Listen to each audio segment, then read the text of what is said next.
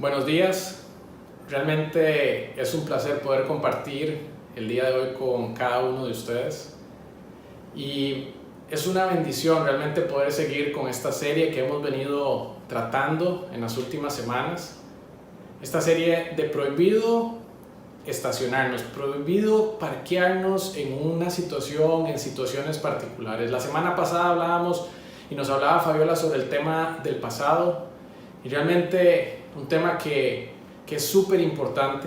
Y el día de hoy vamos a hablar sobre otro tema que también es muy importante, en el cual no nos quedemos parqueados, y es la miseria.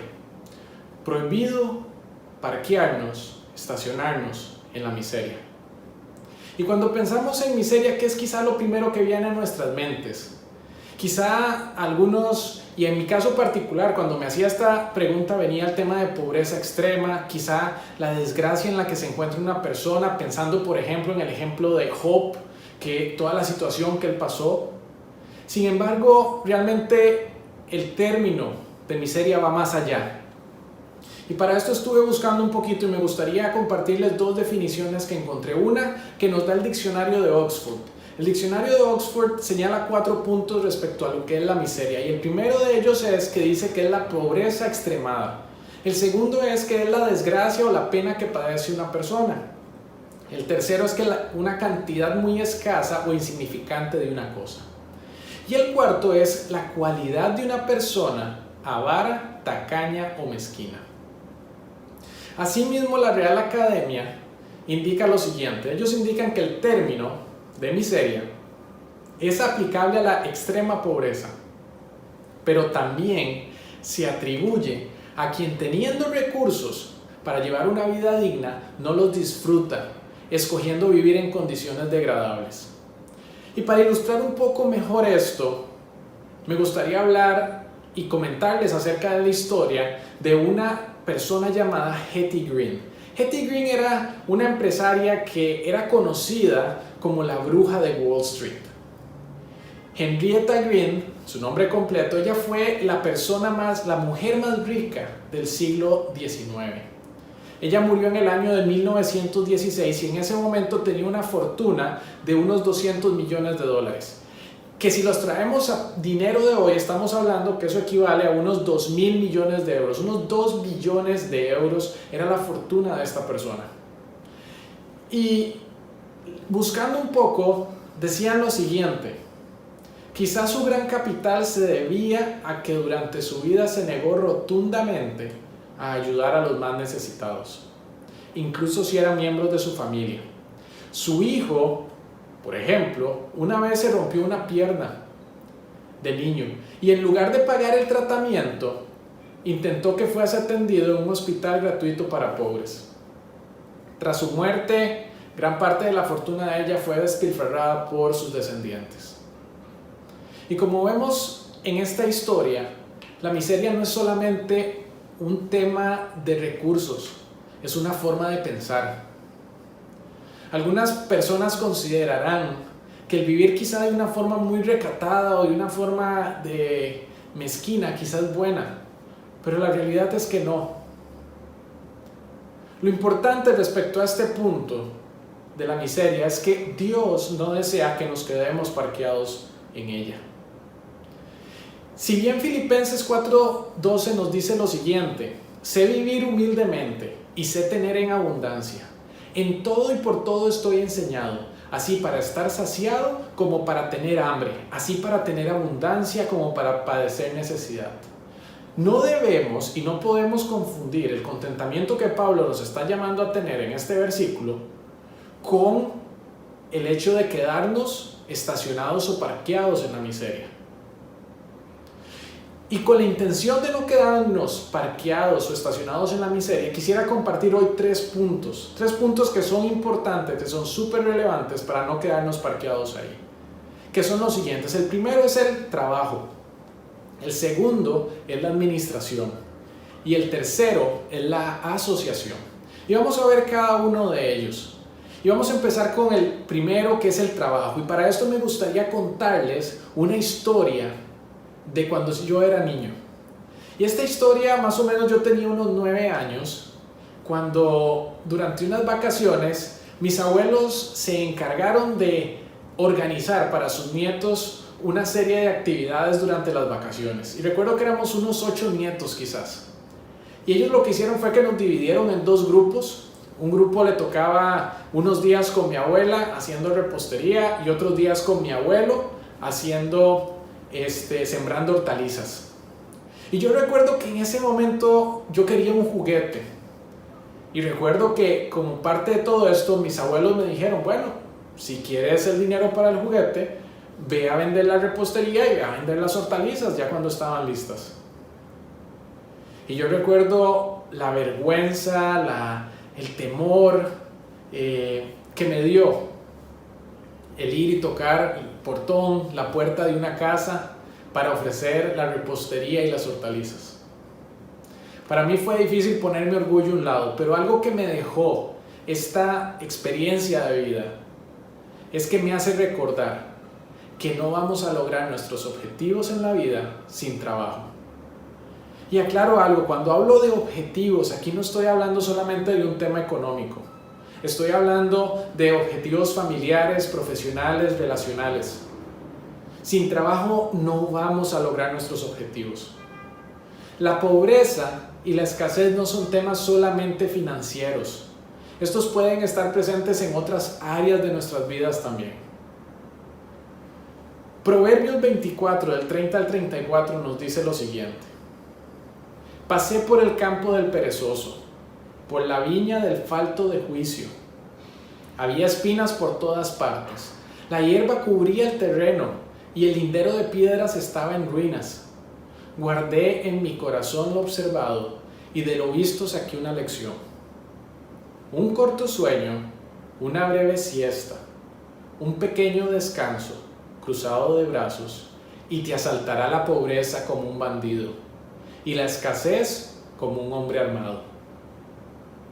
Ahora, algo también que tenemos que tener claro es que nuestro trabajo no puede ser hecho a lo que salga. Nuestro trabajo al menos debe de tener 3 características. Como cristianos, nuestro trabajo debe reflejar estas 3 características. Y la primera de ellas es la excelencia. Durante la pandemia muchos de nosotros estamos con teletrabajo, estamos trabajando desde nuestras casas. Y no tenemos un supervisor directamente sobre nosotros o a nuestros compañeros que puedan ver qué estamos viendo en la computadora. Si estamos en redes sociales, si estamos en Netflix, si estoy haciendo cualquier otra cosa menos trabajar.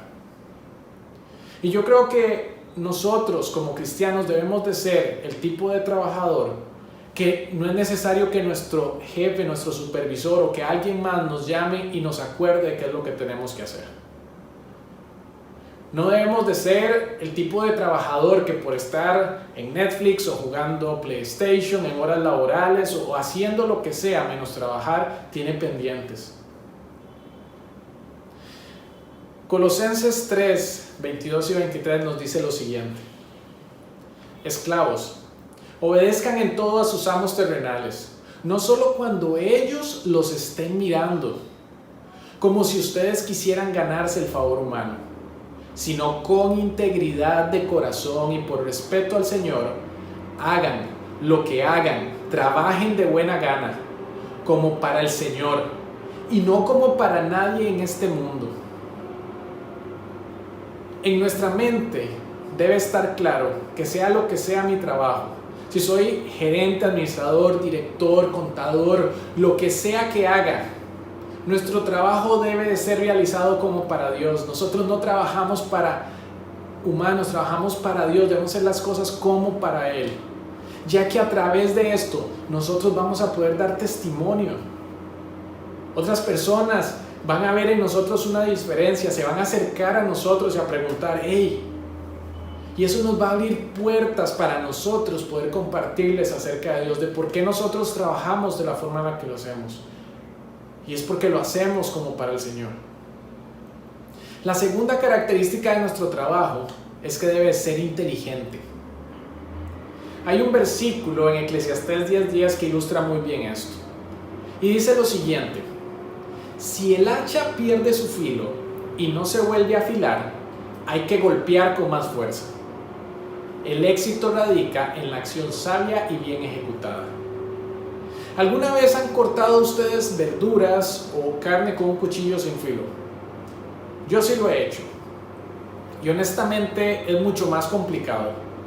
Toma más tiempo, es más difícil. Y quizá algo que pude haber hecho en 15 minutos, tardé 30 minutos haciéndolo. De la misma forma tiene que ser nuestro trabajo. Nosotros debemos de buscar formas eficientes en las cuales hacer las cosas, hacer más en el tiempo que tenemos en nuestro tiempo laboral. No debemos ser de los que buscan cómo más bien hacer menos, sino hacer más. En esto vamos a dar testimonio. Como tercer punto, tercera característica del trabajo nuestro como cristianos es que debe ser íntegro. Y un excelente ejemplo de esto es el ejemplo que usaba Fabiola la semana pasada, y es la vida de José. En la vida de José vemos a una persona íntegra, una persona que a través de esa integridad y a través del trabajo que hizo con excelencia y el trabajo que hizo de una forma inteligente, Dios le dio gracia frente a las personas. Y un Potifar vino delante a él y lo puso por sobre todos sus bienes. Sabemos luego que en la historia fue mandado a la cárcel por una mentira de su esposa. Y en la cárcel también el mismo carcelero ve una diferencia en el trabajo, en la forma de ser de José, en el trabajo que él hacía. Y lo puso por encima de todos los prisioneros, lo puso a cargo de toda la cárcel. Y esto me lleva a pensar, ¿cuántos de nosotros hoy podemos decir que siempre hemos sido fieles a Dios en todo lo que hacemos? Dando testimonio de integridad a todos los que están a nuestro alrededor. Igualmente me lleva a preguntarnos, ¿de qué manera queremos ser recordados en nuestro trabajo? Si por sea la razón que sea, llegamos a salir de nuestro trabajo, donde estamos hoy en día, la gente va a decir, qué lástima que Lucas se fue, era un excelente trabajador. O va a ser más bien que la gente va a llegar y va a decir, qué dicha que se fue Lucas, porque no hacía nada. El segundo punto del día de hoy es la administración. Muchos de nosotros quizá hemos escuchado acerca de Nicolas Cage, un actor de Hollywood. Quizá muchos hemos visto algunas de sus películas. Y Nicolas Cage, cuando llegó a la cúspide de su carrera, él llegó a tener una fortuna de 150 millones de dólares. Sin embargo, hoy eso se ha convertido en 25 millones de dólares. Y todo esto debido a una mala administración. Incluso ha llegado al punto de endeudarse. ¿Y por qué? ¿En qué ha gastado el dinero? Bueno, compró una cabeza de dinosaurio, compró un tiburón, un pulpo gigante, un cocodrilo, cosas muy importantes quizá. Pero estas cosas que realmente son innecesarias lo han llevado a endeudarse y a perder su dinero. En su caso todavía tiene dinero, pero hay casos que podemos encontrar de personas que han despilfarrado todo y que debido a una mala administración, después de ser millonarios, pasan a quedarse sin nada. Ahora, me gustaría dejar hoy un punto que es súper importante respecto a la administración. Un principio básico de la administración es tener claro que nada de lo que tenemos es nuestro. Todo lo que tenemos es de prestado por Dios. El Salmo 24:1 nos dice lo siguiente: del Señor es la tierra y todo cuanto hay en ella, el mundo y cuantos lo habitan. Si nosotros tenemos claro este principio, seremos mejores administradores. Igualmente, me gustaría dejarnos hoy 3 principios de una buena administración. El primero es tener un presupuesto. Cuando llega el final de mes, ¿sabemos todos nosotros en qué se fue nuestro dinero? ¿O somos de los que dicen, no sé por qué no tengo para pagar la luz? ¿Qué se hizo el dinero? Un presupuesto está hecho para darnos claridad respecto al uso y destino del dinero. Igualmente, el mismo es importante que debe estar categorizado. No todos los rubros de un presupuesto tienen la misma prioridad o relevancia. Hay gastos que son obligatorios y hay cosas que nos gustaría tener. Por ejemplo, un gasto obligatorio es hacerle frente y pagar mi hipoteca, pagar el alquiler. Algo que me gustaría es que quiero ir a comer a tal restaurante que es delicioso. La semana pasada conversaba con unos amigos que tienen unos apartamentos y hablamos un poco de cómo les estaba yendo en estos momentos con todo el tema de la pandemia, con los inquilinos, todo esto, y nos hablaban de un caso de unos inquilinos que tenían varios meses sin pagar y ellos dos perdieron su trabajo, pero con la liquidación que les dieron con su trabajo, lo que hicieron fue que tenían una moto y la cambiaron por una más moderna. Compraron una cocina nueva, se fueron de vacaciones, andaban con un carro alquilado, último modelo, y al final no hicieron frente ni pagaron la deuda que tenían de alquiler. Cuando mis amigos fueron a confrontar y hablar con ellos y decirles, vean, no podemos seguir con esta situación, ellos se enojaron. Y es difícil entender por qué lo hicieron, pero esas eran sus prioridades, gastar en esas otras cosas. Nosotros debemos de tener claras nuestras prioridades financieras, y para esto un presupuesto es de mucha ayuda.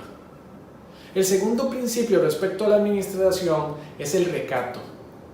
Proverbios 21:17 nos dice, el que ama el placer se quedará en la pobreza, el que ama el vino y los perfumes jamás será rico.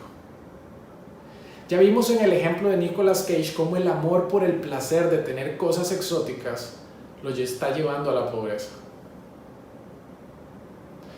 El tercer principio respecto a una buena administración es el ahorro. Buscando un poco de información, me encontré con los siguientes datos.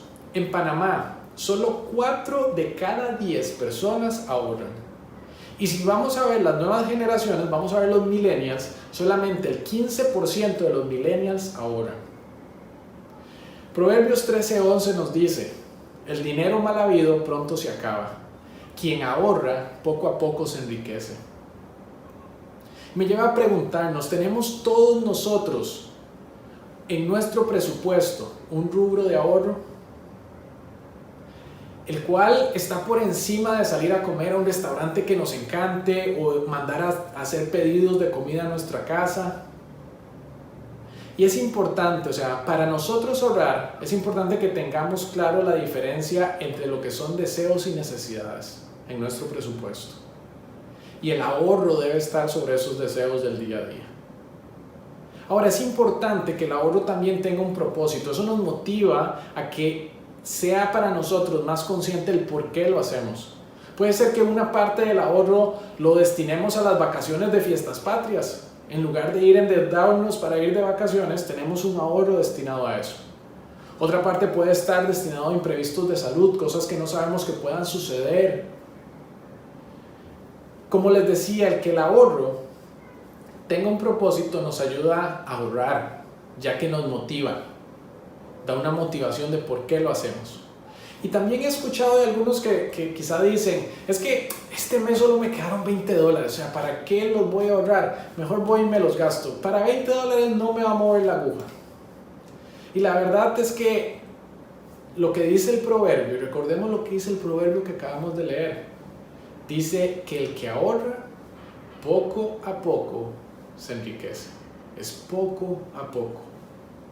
El tercer punto de hoy es la asociación. Ahora, ¿asociación con quién? Estamos hablando de asociarnos con Dios.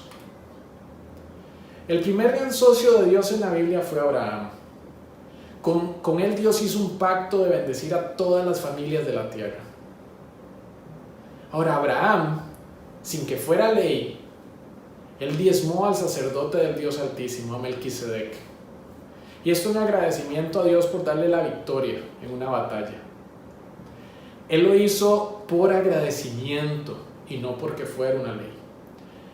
Y el día de hoy existe debate y existe discusiones entre muchas personas respecto a si el diezmo y las ofrendas es una ley o si no lo es.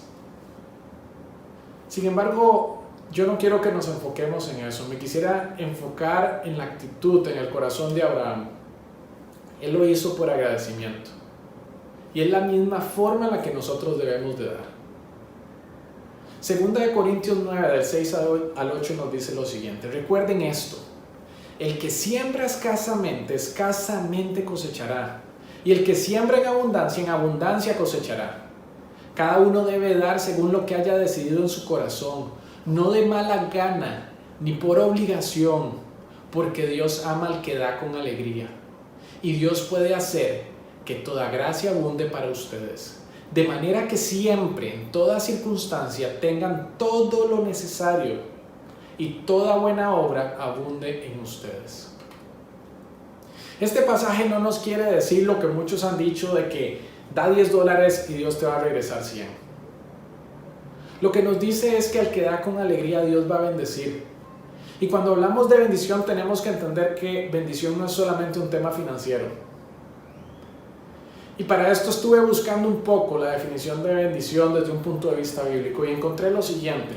Es una definición un poco extensa, pero es una definición que nos ayuda a entender que la bendición no es solamente un tema financiero. Y se las leo. El significado bíblico de bendición quiere decir aquellos beneficios espirituales que una persona goza. En ocasiones se refiere también a las personas que se usan para pronunciarla. También se hace referencia a este término cuando nos queremos referir a la consagración de objetos, personas, etc. El significado bíblico de bendición nos dice que también suele referirse cuando hablamos bien de otras personas o cosas. En muchas celebraciones se suele bendecir a personas, cosas y animales dándoles como una especie de protección. Bendecir es pues otorgar o ya tener una serie de beneficios de protección y sabiduría que hacen que esa persona o cosa tengan un buen fin. La bendición también es una manera de dar las gracias y ser agradecido con lo que tenemos, aunque sea poco. Y esto me lleva a preguntarnos, ¿está en nuestro presupuesto nuestra sociedad con Dios? Recordemos que todo lo que tenemos le pertenece a Él. Y según estadísticas, solamente el 10% de las personas que asisten a una iglesia diezman o se asocian financieramente con Dios. Y las razones por las que las personas no las hacen son variadas, pero quisiera que habláramos de 3 de ellas. La primera es por prejuicios. En los últimos años hay muchos malos ejemplos de personas que se han aprovechado de las ofrendas y diezmos. Hemos visto en la televisión, en la radio, en los periódicos, reportajes al respecto. De personas que ahora tienen su jet privado, tienen mansiones con el dinero de diezmos y ofrendas. Algunos tal vez de nosotros también hemos vivido situaciones donde alguien del liderazgo de la iglesia robó dinero de la iglesia, o donde alguien, o hemos visto una mala administración del dinero, hemos visto despilfarro de dinero en cosas que no tienen sentido y que no están dirigidas a expandir el reino de Dios. Algunos de nosotros al pasar por estas situaciones nos hemos quedado con cicatrices y todas estas circunstancias y todo lo que pasa nos ha dejado cicatrices en nuestras vidas. Cicatrices que nos dicen, para yo dar para eso, ¿para qué voy a dar? Mejor me lo gasto yo. Yo lo necesito más. Personalmente creo que aquí es importante que nosotros debemos estar y dar en una iglesia donde exista una administración clara y transparente de los fondos, donde el dinero tenga el propósito de dar a conocer a Dios. Recordemos que el dar trae bendición. Y yo espero y quiero que cada uno de nosotros no nos perdamos de esa bendición, por una mala experiencia pasada o por sea la razón que sea. La segunda razón por la que no nos asociamos financieramente a Dios es que no creemos. Y aclaro, no estoy hablando de creer para salvación. Estoy hablando de creerle a Dios que 9 es mayor a 10. En la escuela todos aprendimos que 10 era mayor a 9. Sin embargo, en las matemáticas de Dios, 9 es mayor a 10. Cuando hacemos nuestros presupuestos y todos los gastos los vemos tan altos, ¿qué prioridad toma el diezmo y las ofrendas? ¿Pasan a segunda prioridad? ¿Se mantienen en primera prioridad? ¿Son los primeros que salen de la lista? Dios nos invita a probarlo en esto, en sus matemáticas. Malaquías 3:10 dice lo siguiente, y antes de leerlo, este es un pasaje que, al contrario de toda la tendencia bíblica, es un pasaje que nos invita a poner a Dios a prueba. Y dice lo siguiente: traigan íntegro el diezmo para los fondos del templo, y así habrá alimento en mi casa. Pruébenme en esto, dice el Señor Todopoderoso, y vean si no abro las compuertas del cielo y derramo sobre ustedes bendición hasta que sobreabunde. La tercera razón por la que no nos asociamos financieramente con Dios es el amor al dinero. Mateo 6:24 nos dice lo siguiente: nadie puede servir a dos señores, pues menospreciará a uno y amará al otro, o querrá mucho a uno y despreciará al otro. No se puede servir a la vez a Dios y a las riquezas. Si el objetivo que yo tengo en la vida es tener el carro último modelo de tal línea, pues todo mi objetivo, todo mi dinero va a estar ahí. Incluso si eso implica no asociarme financieramente con Dios. Mi amor va a estar en eso y no en la obra de Dios, no en expandir el reino de Dios. Y relacionado a todo este tema de asociación, hace unos días escuchaba una enseñanza de Ricardo Salazar, el pastor de Vida Abundante Coronado, y él decía lo siguiente respecto a todo este tema. Él lo ilustraba con esta historia que se da cuando él fue a predicar en una cárcel en Costa Rica. Y estando en la cárcel predicando, mientras él predicaba, una persona lo estaba interrumpiendo desde atrás, pero no era nadie que estaba en el salón, era alguien que estaba afuera a través de una pared, que estaba llamándolo y llamándolo. Entonces él paró la enseñanza y él preguntó: ¿qué te puedo ayudar? Esta persona dijo: es que no me dejaron salir del módulo y es que yo quiero ofrendar. Y esta persona pasó su ofrenda a través de una rendija. Y esto me deja pensando,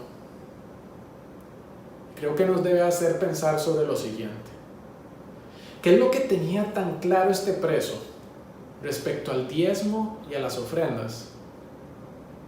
Respecto a asociarnos con Dios financieramente, ¿qué es lo que él tenía tan claro que muchos de nosotros no lo tenemos claro?